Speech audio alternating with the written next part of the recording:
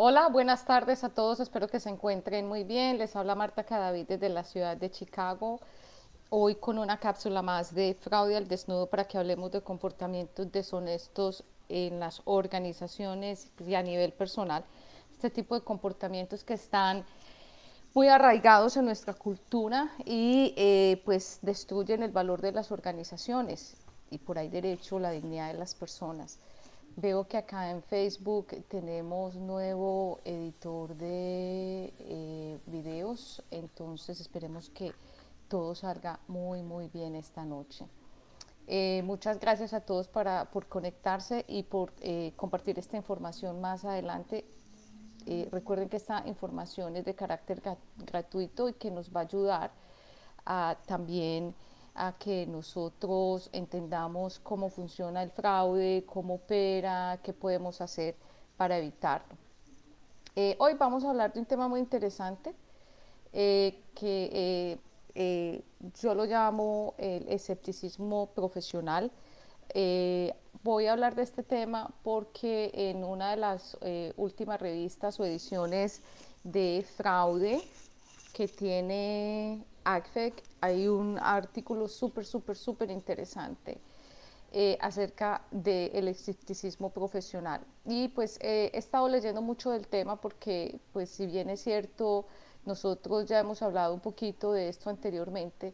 Recuerden que yo siempre he trabajado tres drivers y uno de esos tres drivers es el escepticismo y yo siempre lo llamo es como el switch del escepticismo y volver como a ser menos técnicos en ciertas cosas y poder como escuchar, como cuando tenemos esa intuición de que algo no está sucediendo o que algo está pasando y no es correcto.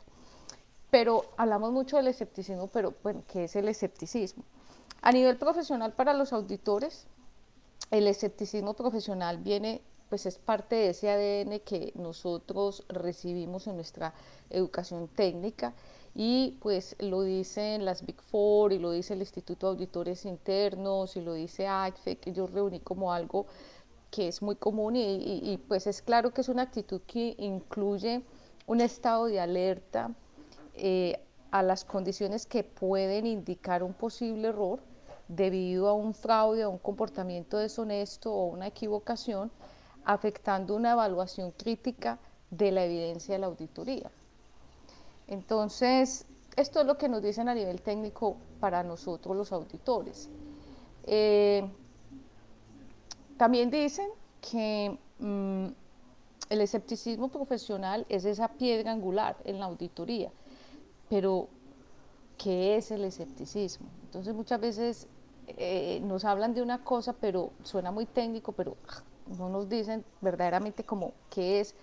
Y yo insisto que todos estos procesos tan técnicos los debemos llevar bien a lo simple, de modo que si una persona que no tiene el conocimiento que nosotros tenemos, ni el desarrollo intelectual, o porque hemos recibido algunas clases, o porque eso es lo que hacemos todos los días, pues nosotros seamos capaces de explicarle a esa persona en términos muy simples qué es. Entonces, partiendo de lo básico, yo dije, bueno, expliquemos primero qué es el escepticismo. Entonces, vámonos para un diccionario. El escepticismo es recelo, es incredulidad, es como no tener confianza en algo. Es como pensar que lo que está sucediendo no es lo que está sucediendo. Pero también si nos vamos a términos un poquito más filosóficos, el escepticismo es una corriente filosófica donde se niega la existencia de la verdad objetiva, dudando de todo lo que pasa. Y dudar incluso de todo lo que es innegable y lo que pareciese evidente. Y es súper interesante porque cuando nosotros estamos en una organización, a veces vemos que las cosas son muy claras, son muy evidentes, pues es que cómo negar eso, o sea, no. Y resulta que es que los perpetradores son tan inteligentes que son capaces de crear procesos donde son tan obvios pues, que el auditor no los ve. Mm, Esta corriente filosófica es muy interesante porque dice nada es, o sea, que nada es totalmente cierto, o sea, las cosas no son totalmente ciertas, ni totalmente falsas. Siempre hay que dudar. Eh, los, y de hecho las personas que siguen esta corriente filosófica, los escépticos, piensan que la verdad depende, o la objetividad depende de el cristal con el que se mira, no del hecho como tal o no de la cosa como tal, sino que depende mucho es de quien está experimentando ese momento o de quien está haciendo algo en ese momento. Entonces es muy interesante porque tenemos claro que la verdad es indiscutible. O sea, hoy es martes. Los que estamos en este lado del planeta sigue siendo martes. Si hay una persona que, por ejemplo, está en Costa Rica, en Guatemala, y nos dice, no, hoy es viernes, eso no tiene punto de discusión, hoy es martes. Pero, por ejemplo, para las personas que ya están en Australia, en la India, ya es miércoles.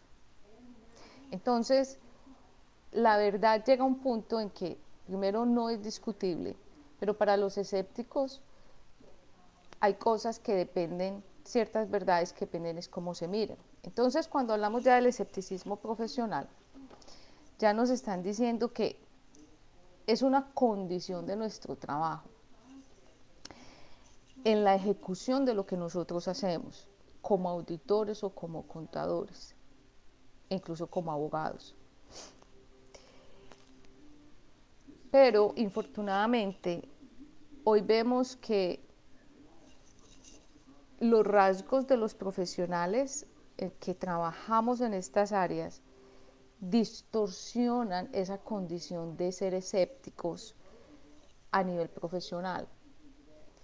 ¿Y cuáles son esas condiciones? Cuando estuve leyendo este tema, nos decían, por ejemplo, la confianza.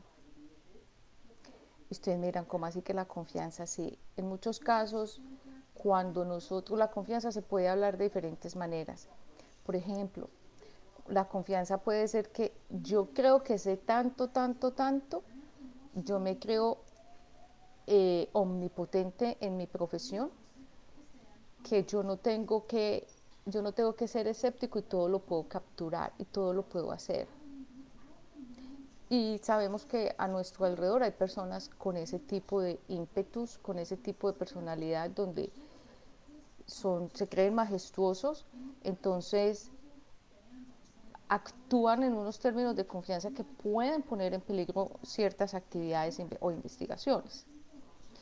Pero también es la confianza del otro lado, donde se confía mucho o se confía totalmente en el proceso o en el cliente o en la persona o en la organización. O sea, los dos extremos son malos, los dos extremos tienen mucho riesgo. Otro rasgo de personalidad que puede afectar el tema del escepticismo profesional está dado con la experiencia laboral. Escuchamos algo en Latinoamérica que dicen, por ejemplo, escoba nueva barre mejor, por ejemplo. Hay muchas veces que hay ciertos actos deshonestos o fraudes o abuso corporativo que una persona que viene totalmente limpia, que no tiene ningún sesgo mental, lo encuentra muy fácil. Pero también hemos visto casos donde personas muy nuevas entran a casos muy críticos, a casos muy complejos y arruinan los casos por la falta de experiencia laboral, donde no se tiene en cuenta ese escepticismo. Entonces, por ejemplo, una persona que no fue capaz de encontrar una evidencia en un caso y ese caso va a juicio y resulta que esa evidencia era la que determinaba el juicio. Las tensiones laborales, los climas laborales tóxicos también son ese tipo de situaciones donde las personas pierden el juicio profesional, la objetividad y el escepticismo, que ya están cansadas, personas que tienen una carga laboral enorme, personas que no saben a qué apuntarle a nivel laboral porque tienen muchísimos casos, que están aburridas en su trabajo, incluso personas que no aman lo que hacen. personas que tienen poco tiempo para elaborar reportes, informes, porque al momento, una cosa es cuando estamos ahí en caliente haciendo todo el trabajo, puede ser una auditoría, puede ser una investigación, y resulta que cuando estamos haciendo el informe, nosotros nos podemos dar cuenta de otras situaciones. Hacer los reportes es un proceso súper interesante porque nos ayuda primero a estar seguros que lo que recogimos, lo que hicimos está bien, pero también es, oh, estoy haciendo esto y puedo conectar estas dos cosas aquí, o esta situación, o esta conversación, también nos ayuda muchísimo. Entonces, cuando no se hace un reporte con el debido cuidado, un informe con todos los puntos, con todos los juguetes, como nosotros lo decimos, eso también ayuda a que ese escepticismo profesional se pierda, se diluya. Hay un tema cultural bien importante que afecta el escepticismo profesional.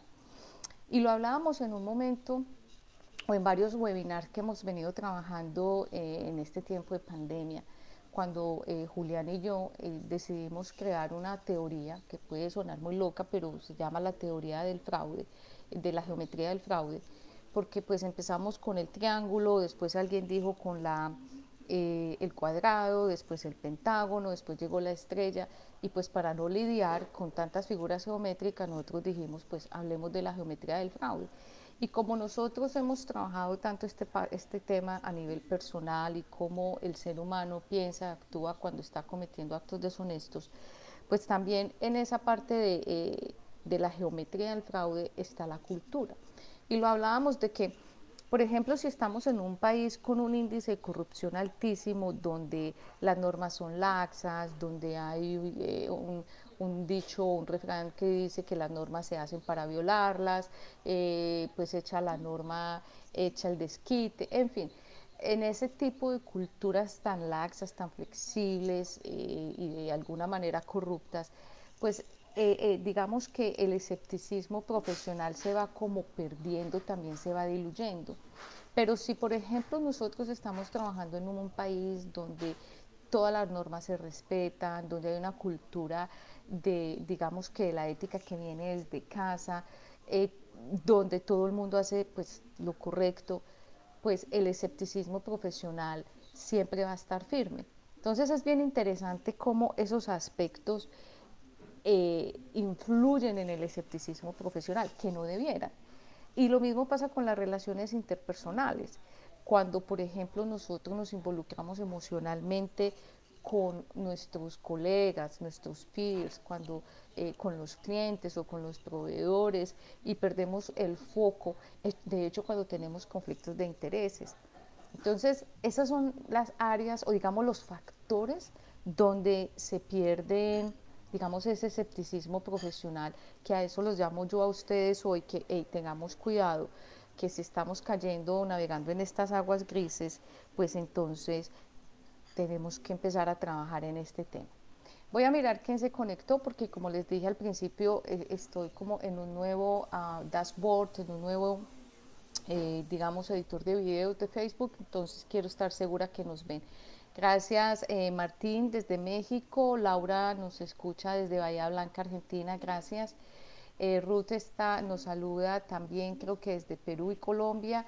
Abraham nos está escuchando desde Mexicali, Salvador desde el Salvador. Jenny, muchas gracias por estar aquí. Ella nos ve desde Santa Cruz, Bolivia. Y José Jesús Cano está en Puebla, México. Alexa está aquí con nosotros desde El Salvador y Lu Vázquez está con nosotros desde México. ¿Qué entonces vamos a hacer con el tema del escepticismo? Entonces, ahí tenemos que trabajar en varias cosas y es tratar de tener esa independencia mental. Porque si nosotros seguimos navegando en estas áreas grises, nosotros vamos a caer en un problema enorme que se llama negligencia. Y esa negligencia es lo que aprovechan los perpetradores para cometer sus actos. Hay tres, yo digo que tres aspectos muy importantes que los auditores, los contadores debemos tener claro en cuanto al escepticismo profesional. Y de hecho esta información la van a encontrar en las redes sociales y en distintos artículos donde ustedes mismos los pueden comprobar. Y es, mmm, nosotros tenemos como esa acción de investigar, nosotros debemos ir más allá, de generar las preguntas correctas. Muchas veces nosotros, y yo he tenido a veces esas ambivalencias de no preguntar lo que se debe preguntar, porque a veces nos da pena, porque nos parece incómodo, porque la otra persona está de mal genio, entonces preguntarle más se va a molestar más, o porque la otra persona tiene un cargo directivo muchísimo más alto del de nosotros, entonces cómo le vamos a preguntar esas cosas. Y eso nos sucede mucho, y vuelvo, insisto, a mí me pasa, me ha pasado, y es algo que pues es una oportunidad de mejora. Pero cuando nosotros hacemos el análisis de los perpetradores, de esa personalidad, una de las cosas que nos dicen es las personas que son muy de mal genio, que siempre contestan con 5 piedras en la boca, que quieren pelear a todo. En muchas ocasiones esas personas o tienen unos problemas personales muy grandes o están escondiendo cosas. También hemos tenido situaciones donde preguntarle un alto cargo a una persona en un alto cargo directivo, la persona tiende a tener un ímpetu, un ego muy grande, y eso también está ahí dentro de la geometría del fraude. Entonces nos sentimos atemorizados, intimidados, entonces hay que vencer esas barreras. Otro de esos factores que nosotros debemos tener presentes para elevar nuestro nivel de profesionalismo es tener una valoración crítica, un juicio profesional y tener claridad al momento de hacer la evaluación de las evidencias.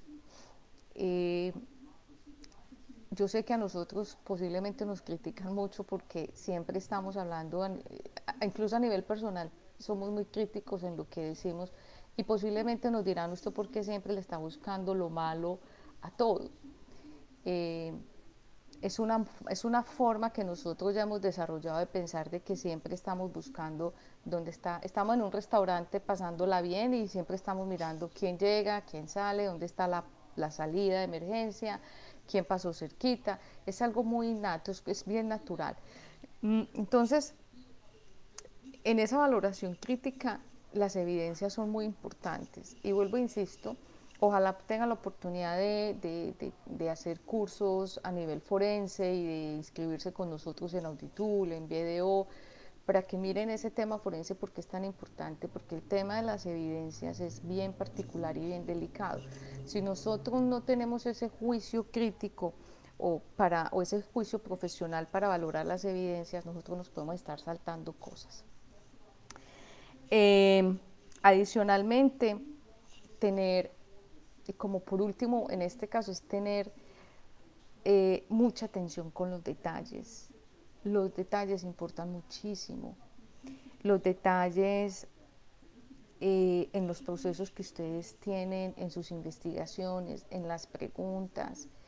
Es importante, incluso si es posible, hacer ejercicios mentales de cuando ustedes están en la oficina, qué están viendo, cuántos documentos vieron, qué vieron en el escritorio, todo ese tipo de detalles.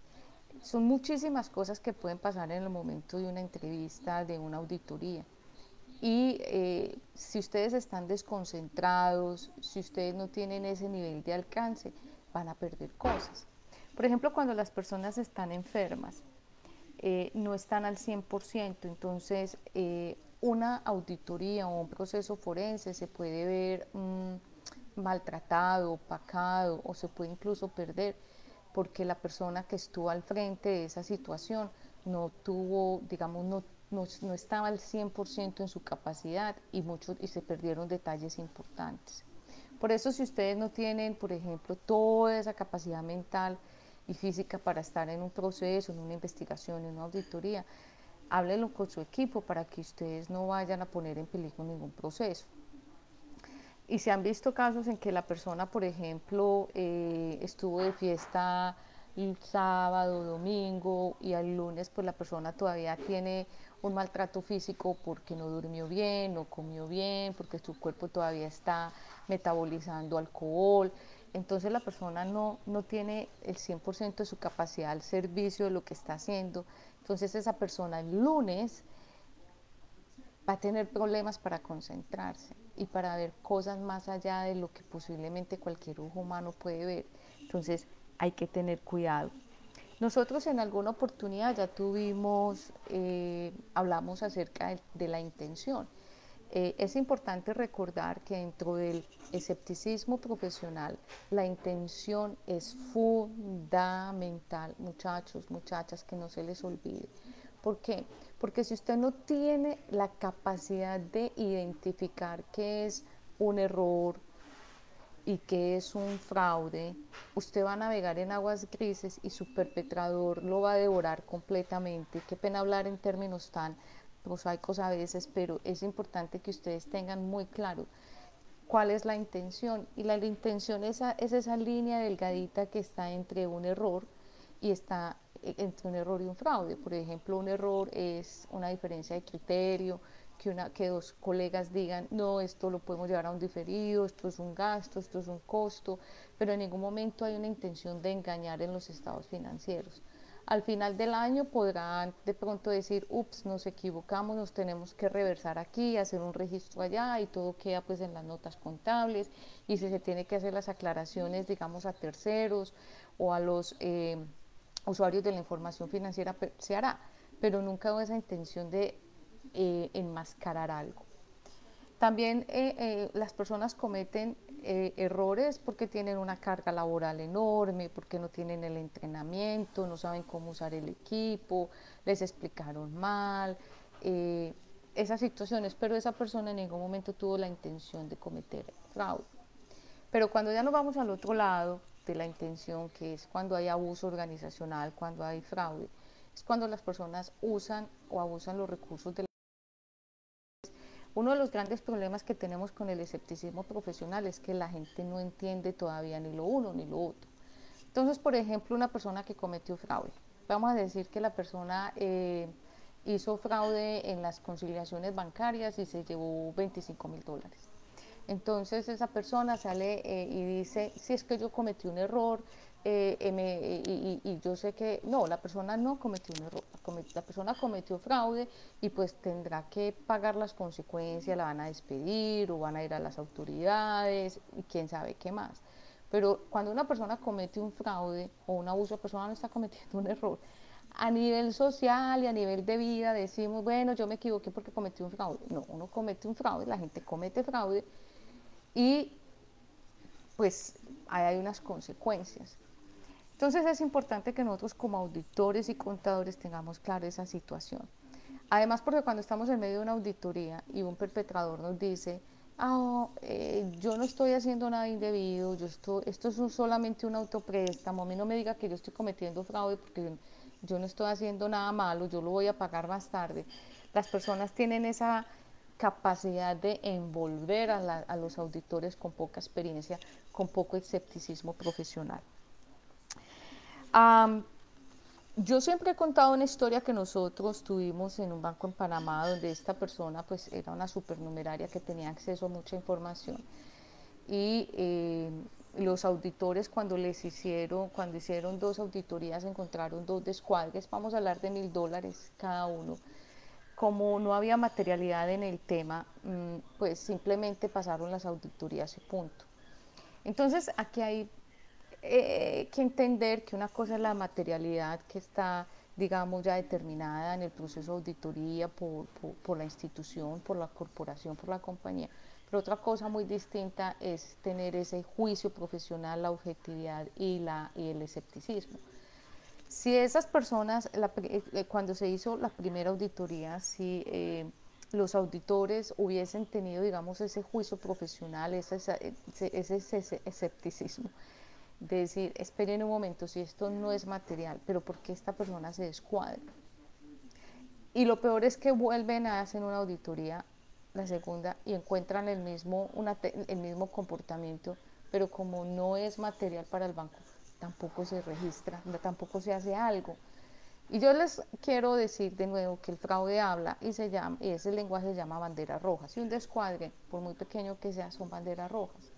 Entonces, yo tengo muchos casos en los que los auditores pudieron haber encontrado, pudieron haber hecho más, pudieron haber insistido, encontraron las cosas y nunca hablaron por la carencia de juicio, de ese escepticismo profesional.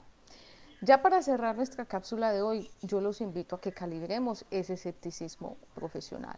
O sea, no podemos ser tan laxos como el caso que les acabo de comentar y decir, ok, sí, no era material, pero yo no pensé que era importante.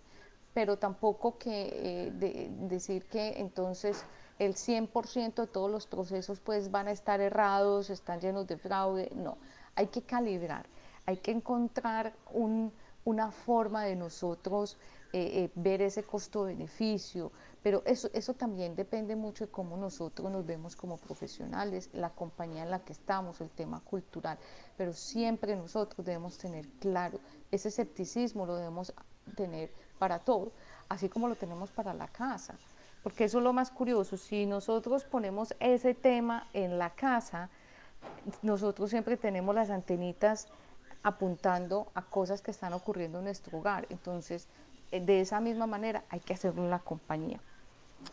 ¿Cómo vamos nosotros a trabajar en esa calibración? Y es, a ver, hay que vencer el miedo a encontrar fraudes, hay que vencer el miedo a hablar con la gente, hay que vencer esa barrera que nos dicen, es que así lo hemos hecho toda la vida, yo llevo 14 años trabajando aquí, así lo hemos hecho. Es una cultura donde no se aceptan los cambios ni las oportunidades de mejora. Hay que tener muy claro que los dos recursos más importantes que tiene una organización son tiempo y dinero. Entonces, sabiendo esto, nosotros debemos pensar siempre cuál es el costo-beneficio también de la organización. Tener mucho cuidado con ese tema de la satisfacción del cliente, porque el cliente hace muchísimos años, cuando vinieron todas esas teorías japonesas y nos decían en marketing y en administración y en ventas, es que el cliente es el que tiene la razón. No, qué pena, el cliente no siempre tiene la razón, ni el cliente es el que manda, no. Si por ejemplo hay un cliente que es el 80%, en una ley de Pareto es el que compra el 80% en la compañía, pero es un cliente mal pagador, es un cliente que hace lo que le da la gana con la empresa, ese cliente no tiene la razón, ese cliente lo que hace es destruir valor. Entonces, y un cliente puede ser mi colega, mi cliente interno, mi compañero de trabajo, o puede ser un engagement o una persona con la que yo esté trabajando. Entonces hay que tener claro que esa objetividad va más allá. No necesariamente yo tengo que pensar que si mi cliente está satisfecho o mi contraparte está satisfecho, yo estoy bien. No, porque lo que puede estar haciendo ese cliente es metiéndolo a usted en una cajita de madera oscura donde usted no puede mirar para otro lado y pues ir caminando con usted y de mano con el fraude. Hay que confiar, pero hay que verificar. Y lo sabemos nosotros como auditores. Confío, pero verifico. Y hay que tener muy claro los sesgos en las investigaciones. Cuando estamos investigando, nosotros tenemos varias teorías. ¿Quién cometió el fraude? ¿Dónde se cometió? Y en la medida que se va, digamos, investigando, se va recogiendo el elemento material probatorio, pues esas, digamos, hipótesis se van ajustando hasta que ya nos van llevando como cuál es la que apunta, ¿cierto? Como que a esta es. Entonces, las que no van, pues se van descartando. Entonces hay que tener cuidado de que cuando estemos en una investigación, no necesariamente tenemos que decir Pedro Pérez fue el que hizo, el que cometió el fraude. No, también hay que decir Pedro Pérez no cometió el fraude. Entonces, hay que tener cuidado con esos sesgos. O sea, el escepticismo profesional no indica que es que siempre a lo que yo creo que es, ahí le tengo que apuntar. No. hay que tener cuidado porque posiblemente, recuerden que el escepticismo es dudar de lo evidente, de dudar de lo que posiblemente es la verdad. Entonces, puede ser muy evidente que Pedro Pérez cometió el fraude. ¿Y qué tal si no fue él? Entonces, con esto quiero cerrar. Voy a mirar aquí. Gracias, Byron, por estar aquí. Él está desde Guatemala. Jeffrey Tres Palacios también nos acompaña el día de hoy. Voy a mirar aquí, 2 minutos. José nos saluda desde Puebla. Marvin desde Guatemala, muchas gracias. Jorge Mario Torres desde Guatemala, muchas gracias. Rosalba Johnny desde Bogotá, perdón, Boyacá, Colombia. Rosalba está desde República Dominicana. Aleida desde Nicaragua. Muñoz Pérez, Asociados Asesores, nos dice, excelentes recomendaciones. Como suelo decir, no se le hago el ojo para aguantar lo que se tenga que preguntar. Sí, y gracias. Mire, este tema a veces, y yo vuelvo e insisto, a veces pensamos que si preguntamos mucho es malo, y resulta que es que en lo que nosotros hacemos tenemos que preguntar. El cuento está es cómo preguntamos, cómo hacemos las preguntas correctas, y a nosotros como latinoamericanos nos pasa mucho.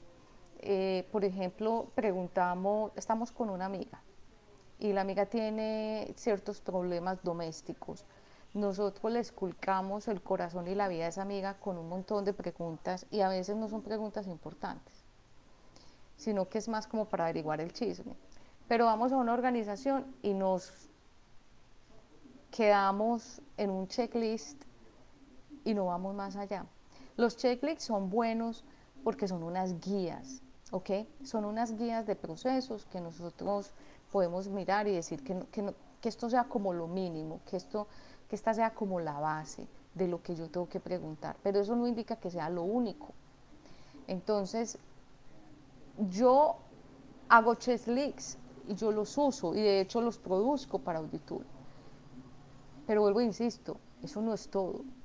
Usted tiene que saber, tiene que estar enfocado en los detalles, preguntar, y si no está en el checklist, súmelo, póngalo, haga un listado de otras preguntas para que usted no se quede corto en lo que encontró. Muchas gracias a todos por conectarse. Recuerden compartir esta información. En el mes de septiembre estamos en la tercera cohorte de nuestra certificación con nuestro instituto en España, donde Auditul es el sponsor del entrenamiento. Es muy interesante la acogida que hemos tenido. Recuerden que hay muchos webinars gratuitos en las redes sociales. Educarse es súper importante. No esperen a que les paguen la educación en la compañía, así como tenemos presupuesto para unas cosas personales. Educarse como profesionales y obviamente a nivel personal también hace parte de ese presupuesto y de cómo nosotros encontrar las oportunidades de mejora. Nos vemos, si Dios quiere, la próxima semana, y a todos muchísimas gracias por conectarse de nuevo y compartir la información. Hasta pronto. Gracias.